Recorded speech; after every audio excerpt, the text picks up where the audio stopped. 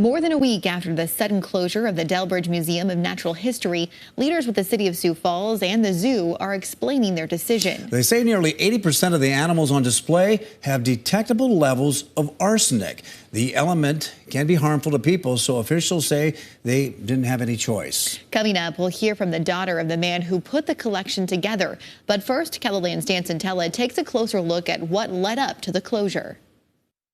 This display has been part of the community for decades, so the sudden closure has gotten a lot of attention. Sioux Falls Mayor Paul Tenhaken wants to set the record straight.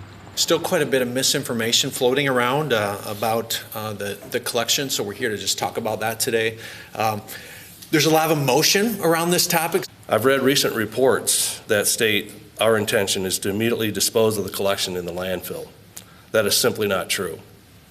There are regulations defining how disposition can occur, and we do expect it to be a months-long process. City Attorney Dave Feifley says laws require items in the collection to stay in the state. City officials say the presence of arsenic further complicates the future of the display. From our research, the best practice is once you detect arsenic, you remove the specimen, wrap it in plastic, and remove it from exhibit, or you put them in glass. With 80% positive for arsenic and the lack of glass, we really had no other choice at that point in time. This is an example of we have a documented risk to protect the staff and the community from a known carcinogen. City council members have been hearing a lot from their constituents since the collection was closed to the public. This has been a top 10 issue of when I've been on the council. And again, it's always amazing. The last thing I ever want to do is tell people what's important to them. This is important to the community. We're hearing from a lot of people, and who doesn't love history and animals and zoos?